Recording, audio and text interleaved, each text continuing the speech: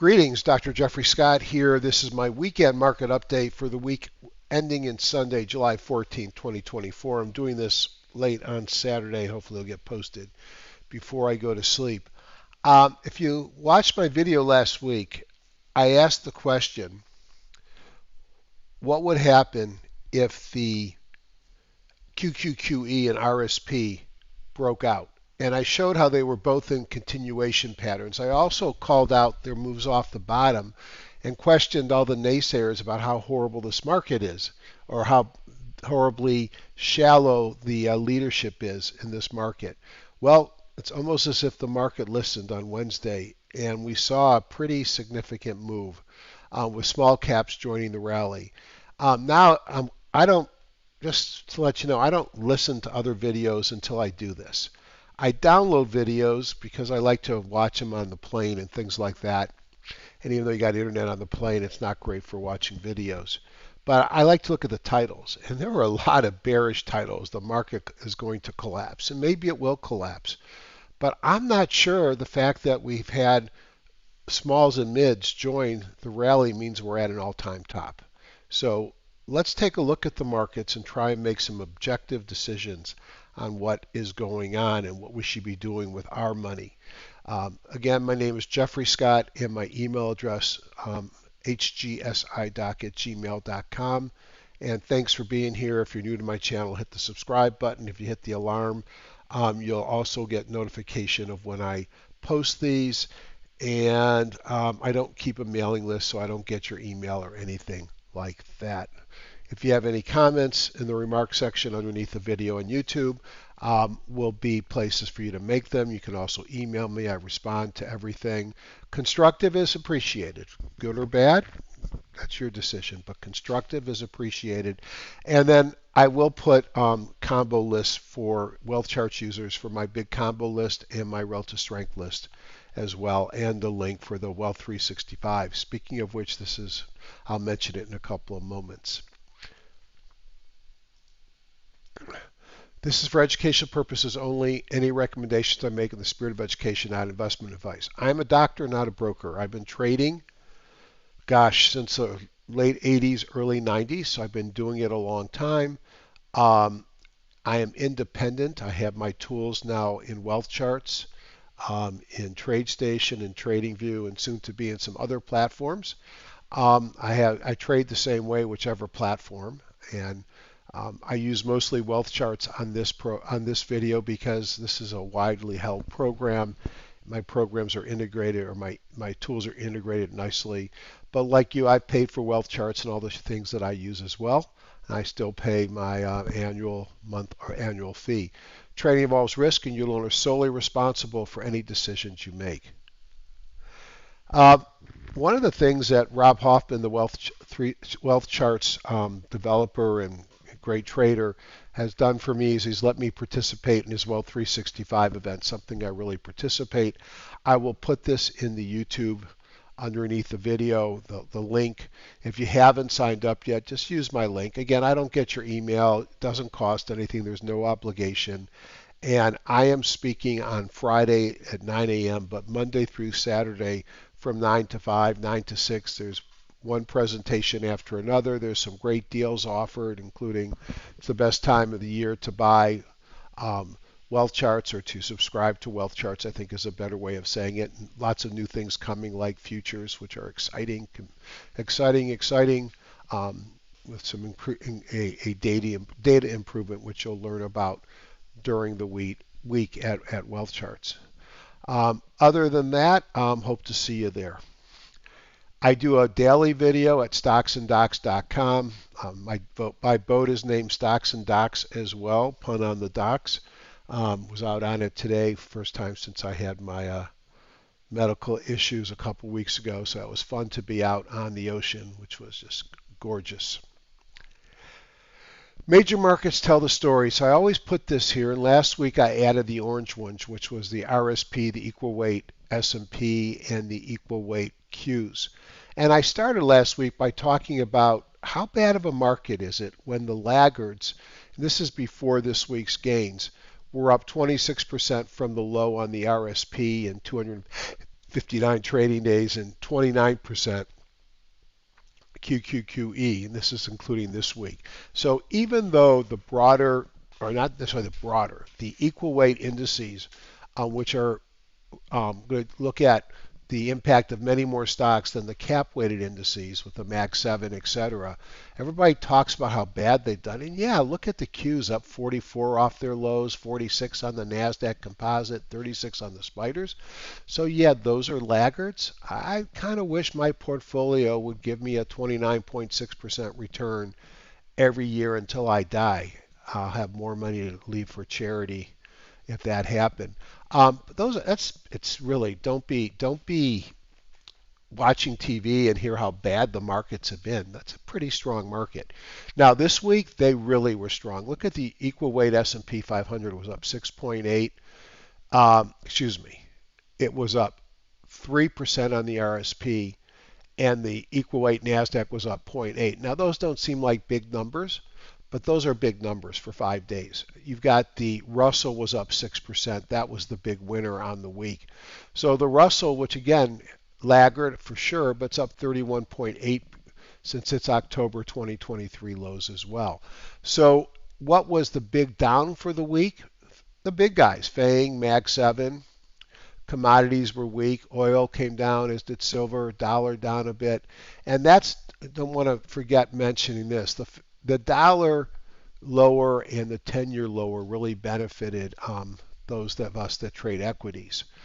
If you look at indexes, or excuse me, sectors and industry groups that were up, look at real estate up 4.4%, still down from the beginning of the year. Utilities and materials, and what's been leading the market has been communications, which were down 1.7, technology, which is only up 0.4. Look at this, 21% since the beginning of the year. And even discretionary is only up 1.2 on the week. So this was, and I'll show you multiple different views of why this was a big market rotation, kind of like a tornado, but instead of seeing cows in the air like you saw on Twister years ago, imagine it's just saying market rotation. Violent market rotation. Now, it's hard to believe anybody's bearish unless we've gone too far already looking at the QEdge tool. So this is from today. You could see that on Friday, all the sectors were up, 89% of the industry groups were up, and 78% of the stocks were up. So even though on Friday, the S&P 500 was up 0.6, and the NASDAQ 100 was up 0.6, the broader markets were really strong. In fact, you could see that we ended the week with over 35% of the stocks in the S&P 1500 above their Bollinger Bands. Now, if you think about the Bollinger Bands, this is a measurement of between 0 and 100, where 0 is the bottom of the Bollinger Bands, 100 is the top, 50 is in the middle. And in a bull market, the stocks will run between the top of the band and the middle, back and forth. And in a bear market, typically from the bottom of the Bollinger Bands in the middle. If you get too many stocks below, that's a reversal that tells me that markets don't like to spend time into stocks or anything below their Bollinger Bands. And when 36% of the stocks are above the Bollinger Bands, probably going to see somewhat of a pullback or a pause in the next week. So I'll show you a couple of reasons why I'm expecting, and wouldn't be surprised to see, a little bit of a pause this coming week. Now, if you look back after the strength of the last 3 days, 1 month, 10 days, 5 days, 2 days, and 1 days on the S&P 1500, woohoo! Look how strong this market's been. Didn't feel that way, did it? Stealth. Now, this is HIGHRS Market Breadth tool on Metastock. And a couple of things I want to point out. Last week I said, yeah, it looks like it's, the market's had a nice run up here, but the yellow is the yellow, which is stocks above the 50, is supposed to be above the white, which is stocks above the 200, which is above the orange, which is 50 above the 200 in a strong market. And we flipped to that. All right, notice the increase in the advanced decline. the lack of down volume and increase in new highs versus new lows. Very bullish. This too says that two markets had a accumulation on Thursday, and that was the NYSE and the Russell 2000. Um, I believe those were Thursday, and on the day before that, we actually had it in the diamonds. So strong market. You could see that the flip-flop of the moving averages on both the NASDAQ and the NYSE. And we talked on Stocks and Docs on Friday morning, Thursday night, Friday morning about the meaning of this big gray bar. Was that the end of the rally? And I think it's still a question mark. But I liked how the technology stocks at least held those lows. And I think right now I'd be probably looking at the NASDAQ and putting a line under there and saying, as long as we don't violate that, how can I not be long this market? Now, notice this light blue line. This is the 13-week or 3-month new high, new low. And when it gets up into this range up here, it typically tells me that the market's either going to stall sideways or give a pullback. It doesn't have to be a big pullback. And on both the NASDAQ and the NYSE, we're getting that. In fact, if you look at the Dow, the Russell 2000, there's the Thursday accumulation dot. The NASDAQ 100, the S&P 1500, and the S&P 500, all of them say to me, boy, we have a risk here, and be careful. This market is getting a little bit extended. But I don't think I'm telling you anything you don't already know. This is the Nick Drendel tool. It sits on one of my monitors during the day. Interesting that small cap growth, at least the ARKK version, finished near the highs of their session. The rest finished just below the midline. So there was not as strong at the end as it was in the beginning. You could see that all these indices are now above their 8, 21, 50, and 200 days. Their slopes are up. That's very bullish. And look at this. We have new highs greater than new lows on all the time frames on both the NYSE and the NASDAQ. And last week I called out you don't get all-time highs that are meaningful and resilient built upon rising numbers of new lows. If you look at the last 5 days, home builders and solar, biotech, things that all probably do better in a low rate environment led the markets higher. All this stuff is extremely bullish in my opinion. Now, speaking of bullish, all of my major indexes, and I look at the spiders, the Qs, the Russell, and the diamonds, are in buy mode. This is a WMA on a weekly chart, 30-period WMA. This is my bongo, weekly bongo, and you've got to be above both to trigger a buy signal. Now you'll notice the spider has been since the 11.3 or 11.6. The Dow, the same thing, except it had a little flip-flop here when it chopped around. Excuse me, the Qs rather.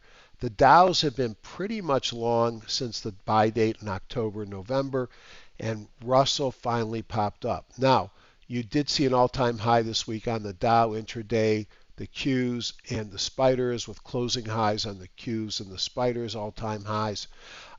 We are still well off all-time highs on the Russell. This is not even the all-time high. But the Russell looks much more constructive than it did a couple weeks ago. Are easing rates telling us something in the setting of the Fed? Well, the rates came down, the markets went up. Here's the 10-year, here's the 30. And the markets looked at that CPI and employment and started thinking rate cuts are back in September. In fact, I heard talking heads saying the Fed's already behind and needs to cut in July. Hard for me to believe we'll see a cut at the end of this month, especially with the markets at all-time highs. But with the rate cuts coming back in, with rates down again on the week, it's good for the markets. You could see here, especially home builders, dividend payers, utilities, MLPs, and REITs. And we definitely saw real estate joining the party this week. Is there a recession in our near future? Talked about that on the boat with some of my friends. One of them is in the auto industry and was talking about how he was talking about his indicator, and I put the indicator in quotation marks, but he likes to look at auto loan delinquencies. and he told me that they're up substantially, and that in his experience, in his industry, that typically predates a recession. So I think that's something to pay attention to. If we look at the 10 minus 3 month, the 10 minus 2 year yield curves, you could see they're still well below the zero line. The zero line would be when it reverts to a normal curve. And this gray bar here tells me that typically when that happens, we get a recession. So yeah, when we revert above this black line, we probably will get a recession, but no one knows if that recession is going to be a big recession or a modest recession.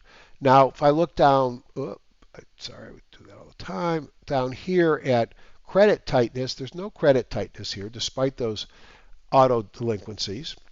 And if you look to the far right, you could see the diffusion index, we're still above zero, which means we're still, despite there's been softening the economy hasn't fully rolled over. So do I think we have a recession? I think we always will have recessions in our future. My guess, we don't get one until sometime after the inauguration in 2025. Is there time for a pause? You'll notice stocks above the 200 here, stocks above the 400 are both up significantly on the week, but they're not at reversal levels. However, the 13 new week new high, which is sort of blending in here with the with the spider, is getting close to a place you expect it to reverse. But most of these reversals, they don't have to be market crashes. It could be a sideways, it could be a pullback of a couple of percent. And after the week we saw last week, I wouldn't be surprised. Plus, we'll talk about seasonality in a few minutes. AD lines, they actually improve. Look at the NASDAQ AD line turning up and joining the index. The Russell turning up. The Russell 1000, the NASDAQ 100. But the coolest thing is this little blue line here on the NYSE is at all-time highs on the AD line. Now there wasn't much divergence to be fair, on the NYSE, or as much as what we saw in some of the other indexes. But does the market horrible when the NYSE, which is like 4,000 stocks, is at all-time highs? Buckets, similar to the cigar tool. This is done in EdgeRater, and you could see here 84% of the stocks are above the midline in their Bollinger Bands. Very strong bull markets, probably tells me it's a little bit too hot. This is the part that's a little bit concerning with these many stocks above the Bollinger Bands. The Bollinger Bands are designed to capture 90% plus of a stock's movement in a given period of time. When you start to see student body left such a big number, over a third, above or below, typically we're getting stretched and we're going to revert to the mean.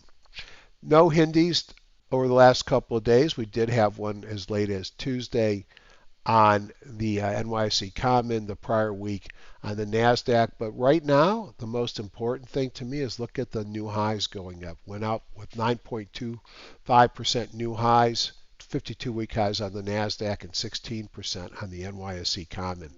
This market has a ton of strength in it, maybe too much. Oh, I did that wrong. It shouldn't say turned down. Markets broadly turned up. Sorry about that. I keep the same basic format and I just pop in the new charts. This is taking every stock that's $2.50 and 250,000 traded shares and plotting it against ERG. ERG is combining an EPS rank, 0 to 99, relative strength rank, and group rank. In a typical growth market, you have a curve going from lower left to upper right, and the high ERG stocks do well. Well, what we're seeing here is the junk off the bottom was in charge this past week, and you could see here the worse your earnings rank, the better your performance. The worse your relative strength, the better your performance. And if you look at the stocks that were accumulating the prior week when growth was doing well, they actually were the laggards, and it's the ones that were lagging the prior week that did well. So this was clearly not a market turning down. Again, I'm sorry for that. This was a market rotation to the laggards. News and earnings. We got Powell speaking Monday. You know, he was pretty benign at Congress, and I talked about this last weekend with upcoming elections and every House member up a lot of senators and a president, they're not going to let him scuttle the economy. In fact, he's probably got pressure to cut. You could see we got somebody speaking on Tuesday afternoon, and we got a couple Fed heads on Friday. We got some data. We've got retail sales, imports data, housing data, permits, starts, a beige book, jobless claims, Philadelphia Fed manufacturing for July. So there's a lot of data, kind of a medium week. I think we'll be looking soon for the PCE, which we know that the Fed likes to use for its decision making. Earnings, earnings are back. This is really, earnings started, I guess, last week, and they were mixed at best. Some of the banks got hurt. And you could see this week we got a ton of things. We got a bunch of banks. We got Goldman Sachs, Bank of America. We got insurers with United Healthcare. We got some regional banks, semiconductors, ASML. We've got Netflix. Can't forget Netflix. Again, a bunch of banks, home builders coming out with D.H. Horton. Boy, did they love the lower rates as well. It's a judgment call to hold stocks over earnings dates. It's bad judgment to not know when your stock's earnings date is scheduled. So I see Autoliv has earnings on Friday. So I had to ask my boat part friend today. I go, well, if delinquencies are going up on auto loans, does this mean that the auto dealers are going to get destroyed? And actually the answer was no. Apparently the way car loans work, and I kind of figured this out because I remember I bought a Land Rover autobiography a couple years ago after there was a shortage of them. And the dealer said, he didn't want me paying cash for it. And I asked him why. He says, well, we get a little something if you finance them, but you have to just pay for it for 6 months and be done. And so I did that. And apparently, as long as it's paid for 6 months, no matter what happens after that, there's no recourse on the dealer. And they end up buying the car back cheap and selling it again. So it turns out sort of the opposite of what you might expect. A bad time for car delinquencies may not be bad for car dealers. But again, it's a judgment call to hold stocks over earnings dates. It's bad judgment to not know when your stock's earnings date is scheduled. So last weekend I asked the question what would happen if the RSP and QQQE equal weighted indices broke out. I think we saw what happened. Russell, big move. Mid-caps, big move. S&P equal weights, big move. With the rate-sensitive real estate, utilities, materials, industrials all doing well. The large caps, they lag because of losses in the mega cap space. It's funny, CPI was really well received, as was employment, and the market kind of ignored the fact that the PPI was a little bit worse. We became overbought very quickly, so all-time high in the AD line for NYSE. It wouldn't be surprising for me to see a quiet week here and maybe even a little pullback as we go into the back half of July, which is often a weaker time of year. There's a Powell speech to begin the week, along with several other Fed speakers to have a chance to walk back expectations of a cut, which might not be great for the overall markets. With my market timing model in buy mode, it's hard for me to just join the long list of big bears calling for a major correction, at least not yet. So again, if you like this stuff, think about joining me at the Wealth 365 event. All right, let's go and let's look at charts. That's the end of slides. I show the slides because it allows me to go through my thoughts on the market very quickly. I want to jump to seasonality before I even look at the indices. And I thought that this was very interesting. First thing I put up was the NASDAQ 100. And I'm looking for 4-week seasonality, at least 10 years of data, and I'm a swing trader. What came up to the top was AMD, which is a stock I talked about and took a position after last week's video. 9 years out of 10 years up, average return 16.31. I thought, woohoo, this is a great stock to be long. Mercado Libre also looks great here. Again, 9 out of 10, average 12.47. But then I remembered the back half of July is not great, and you could see these little pullbacks on both Mealy and AMD. So what you're seeing is projected price based upon seasonality. So I thought, let's just pull up those indices. And actually, I pulled up my market ETFs. I don't want that one. Let's go with this one, the market ETFs. And I thought, well, this isn't really bad. Look at this. Spider 2.88 over the next 4 weeks. Russell 3.5. Q's 3.84. But then I did this. If you look at the Q, yes, seasonality is strong going into the end of the year, except we're about to go into a weak period. If you look at the Russell, seasonality projects strong into the end of the year, but we're about to go into a weak period. If you look at the Spider, same story, broken record. So this, and by the way, seasonality has been tracking pretty good this year.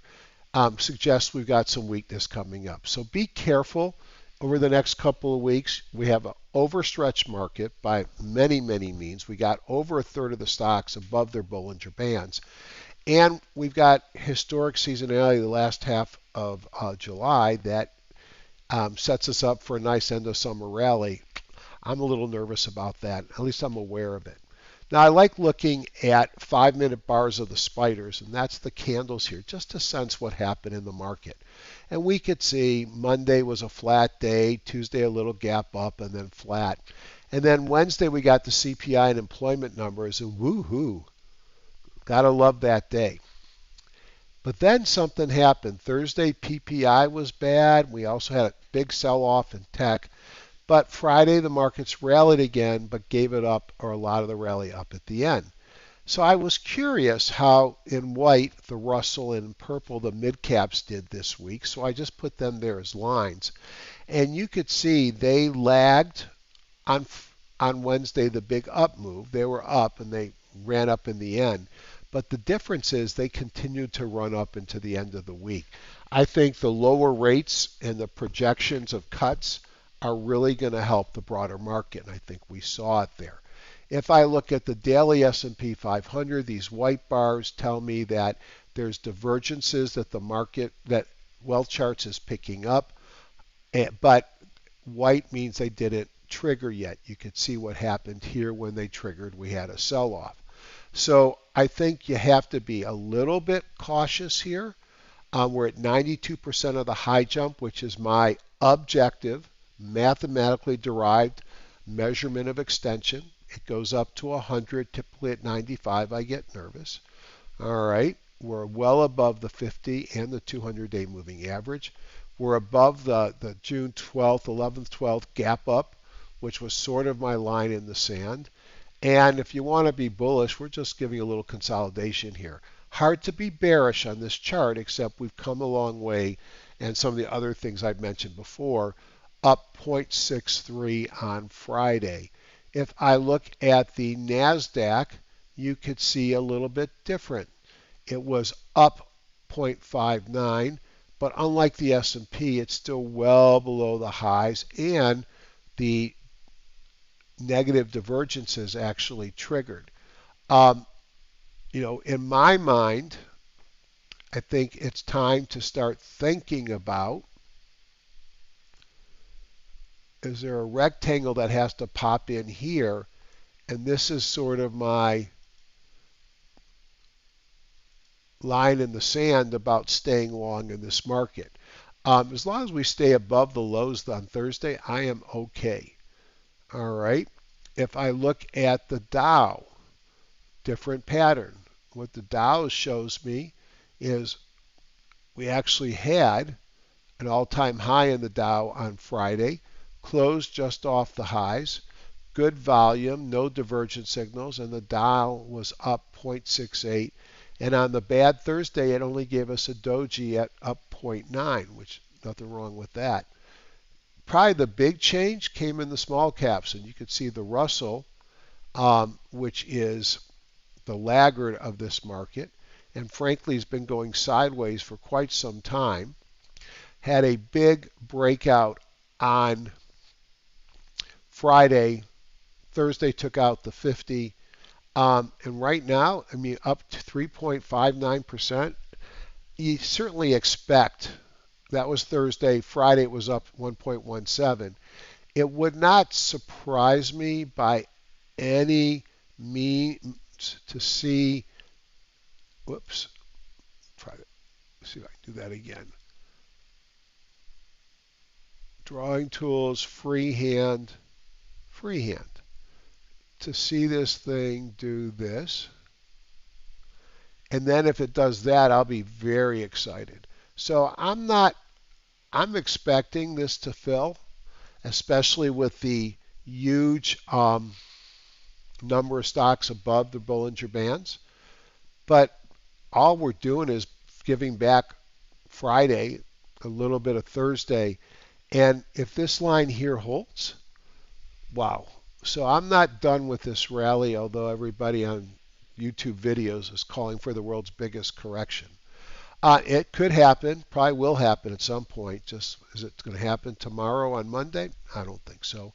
You can see we're down 0.16 on the VIX on the week. I think the VIX is at a point where it just doesn't get lower.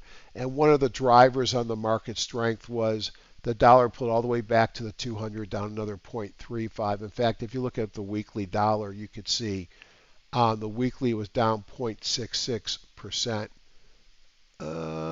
Yeah, 2 weeks in a row down. And so you've really come off of the highs by quite a bit on the dollar. Now that means commodities are going to love it. And gold and silver have both had big moves. Not much happened on either on Friday. Oil's consolidating up after a big run.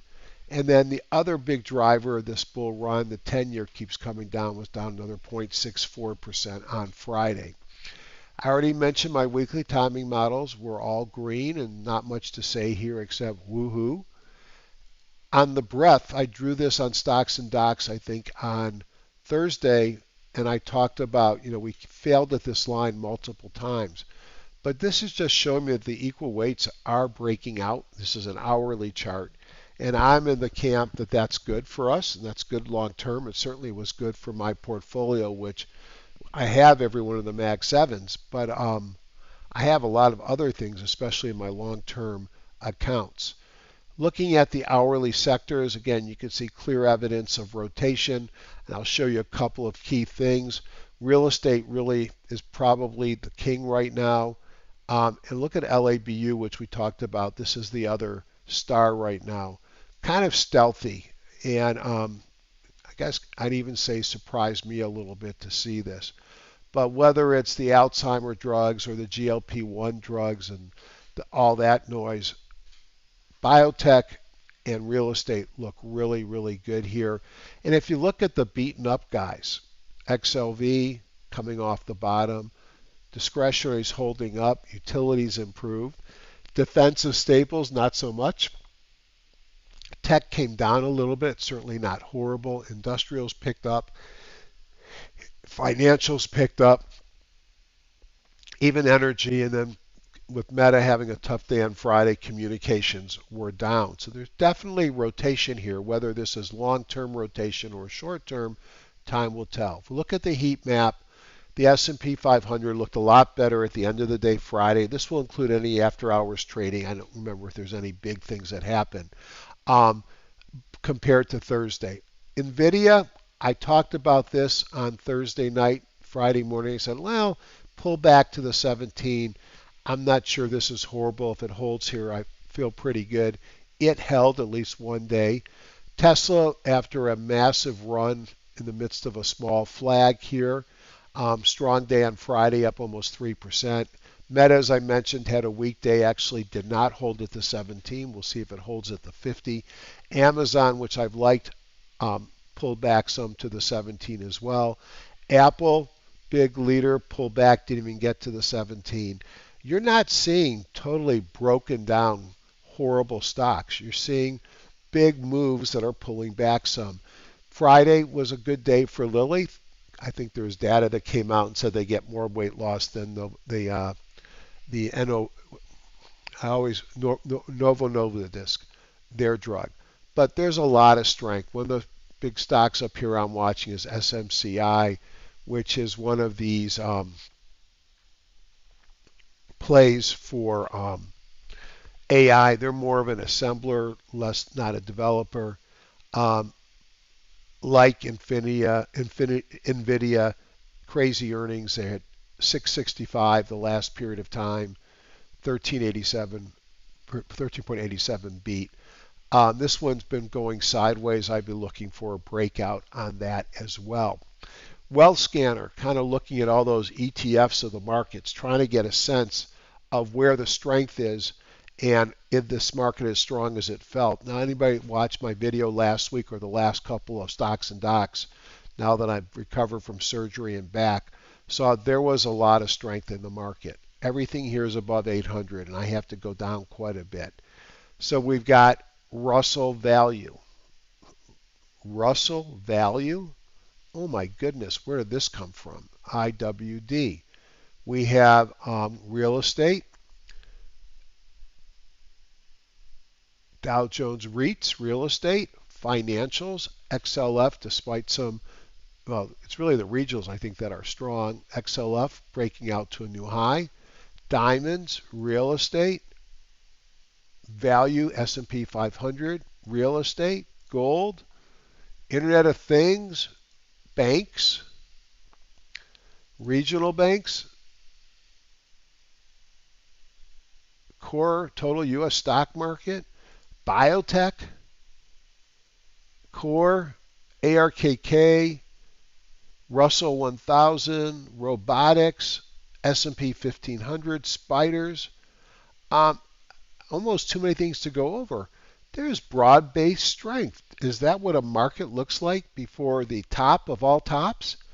Typically, I expect to see things breaking down. I think we got a pullback coming. I think it's a shallow pullback and a buying opportunity. And here I am saying buy the dip, buy the dip. There's a lot of strength in this market. So my CAT scanner is my tool that I find the stocks that are the type of a trade that I like to take. And just to show you what the type of trade is that I like to take for people that haven't been here before, I like pullbacks and uptrends with a breakout with some type of momentum. So I've developed a tool set here, a scanner on the left, that allows me to rank stocks by various criteria. The bongos are my trending indicator, so a daily and a weekly. And the dots look at gaps, volume, breakouts, and momentum. So I want to find the stock that's in an uptrend, that's pulled back to support, and look at the 50 has been support multiple times, that breaks out with volume, breakout momentum from a squeeze, PSAR flip, bongo flipped, not extended, good relative strength in OBV, and RDNT I gave out on Thursday night's Friday morning video before the market opened, was up 6.44 on Thursday and then another 2.62 on Friday. This pattern is what I look for and what I trade. And I've been trading the same basic pattern for a long time. Now you could look at things like cups and handles and other things, and a lot of the trades I take probably are cups and handles. So I'm looking for this period of time right here when it makes its reversal. So this little scan, if I go through them, should be one after another. AST, Space Mobile. Now not much of a pullback, so I didn't get down to the 50. Here's my three dots from the squeeze. Relative strength and OBV look good. I have a hard time with anything that has space in its name. Bank of New York, Mellon Corp, had a 5% earnings beat, had a launch indicator and wealth signal fire as well on Friday. So you had a gap, you had volume, you had a breakout the prior session and momentum. Look at relative strength and OBV. Now I have to ask the question, am I getting extended? And again, this is what I expect to see on extended stocks. And if this thing keeps going higher, that tells me something. Wouldn't surprise me to see it come down a few days and then go back up. So I don't chase this. I might put a buy stop above the high of the day and only get filled if it breaks right on through. DocuSign is not one of my favorites. And why? Because look at the choppiness here. the lack of a clear-cut uptrend on the longer time frame. Hilton Worldwide, uptrend, so this could almost be a cup and a handle and a breakout, but you could see you had signals over here coming in. But you look at the last two sessions. Now I looked here, not too extended at 70. Relative strength and OBV are both above their moving average. I like that. And I could go JetBlue. This one surprised me. I'd probably pass it. It's too far down in its pattern. Frisia, they make some of the equipment that medical practices put in for you to sign in, electronic stuff, capture your credit card and stuff. It's in a downtrend. It's not what I like. I do like SNSC, and you have to tighten this up a little bit to see a big uptrend, sideways move, a little bit of a pullback. In fact, you probably could put some kind of a trend line on this and maybe something along the lines in here. And this one had a big breakout on Friday with volume and momentum. Relative strength and OBV look good, not extended. And you could see here earnings are coming out, but they're not out yet. I could go down the list, and there's so many good-looking stocks here. Mara is one of the minor companies for Bitcoin. MicroStrategy is probably the one that people pay more attention to. It's a much higher priced stock, and they just announced a 10-to-1 split. But these things are kind of stuck to what Bitcoin does. And now we have a lot of Bitcoin ETFs and stuff, but Bitcoin is pulled down here to support. And Bitcoin, I'm going to be looking for a buy signal before I buy it, but is Bitcoin going to hold here and go higher? Is that impact of halving going to take place? And if so, I'm going to be looking at something like Mara, which is going sideways. One that did interest me a little bit was UPS. Now, like the others I called out earlier, I don't like it because it's in a downtrend, and I also have to be aware its earnings are coming out. But it had a bunch of green dots, relative strength and OBV flipped up, and sometimes I'll buy a stock that's in a downtrend like this, but with earnings, I think I'd probably be careful. Now, I could always flip over to the seasonality one and put UPS in this, UPS, and look at here, July 9th to August 7th, 8 and 2, so that's not bad. And you could see the projection was the pullback here, which we got, and then a big run. I love how easy it is in this program to do all these things in one program, hence why I use it for these videos. I did see some stocks. Let's look at biotech real quick because biotech really snuck up on us. So I made a bunch of ETFs here, or a bunch of components of ETFs. And does anything here come out interesting? AstraZeneca, big, it's gappy all over the place because it's an ADR. But look at this nice move of pullback. Right now, AstraZeneca is probably the leading company in cancer care with a bunch of new products and very exciting. Revolution Medicine, I don't know much about it except I missed it. You had a big gap up here and a consolidation. It looks like it wants to go higher. There must have been some really good news on it. It might be worth searching out what that news is. This looks very strong. AbbVie, I like this one from time to time because it pays a dividend like a drug company, but it's a biotech. AKRO is broken out from the 200, coming out of the squeeze. Let me show you some of my favorite stocks from my weekend review. STRL, infrastructure play. A lot of infrastructure stocks made my list. And here you've got a stock that I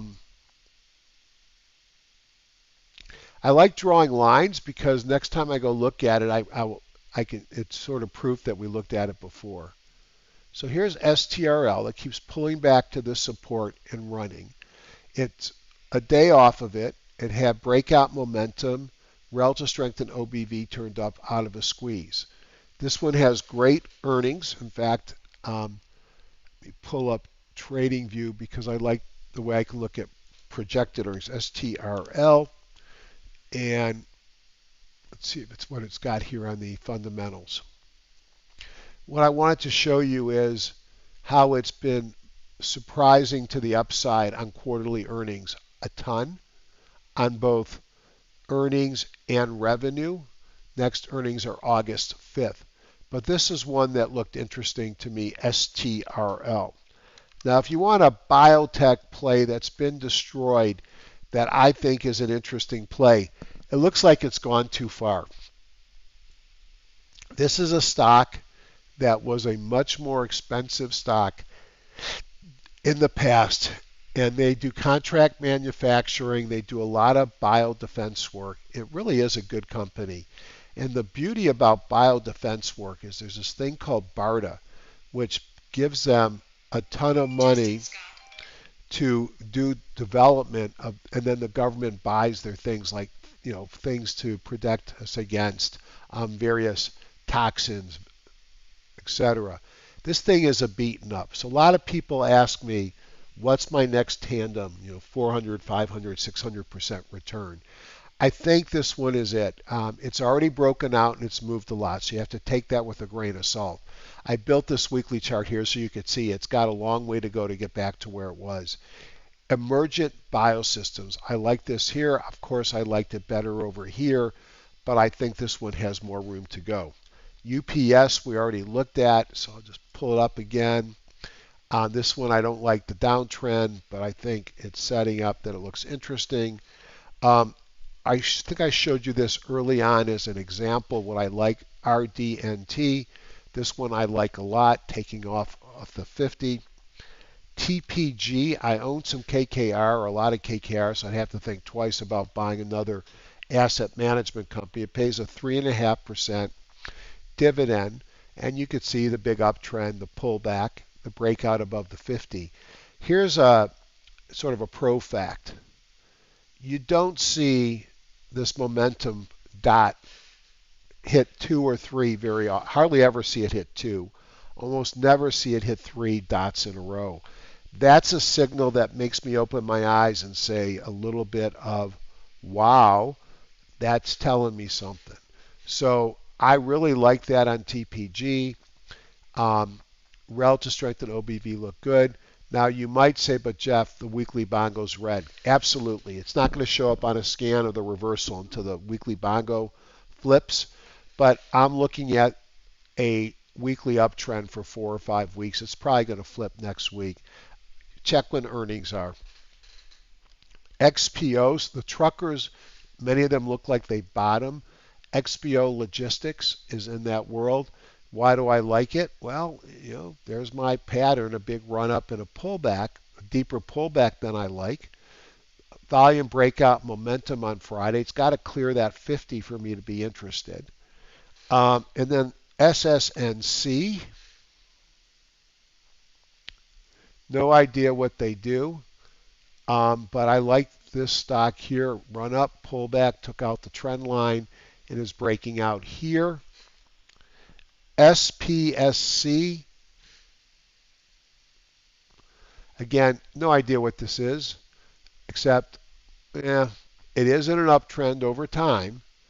It did have a significant pullback and then a breakout this week.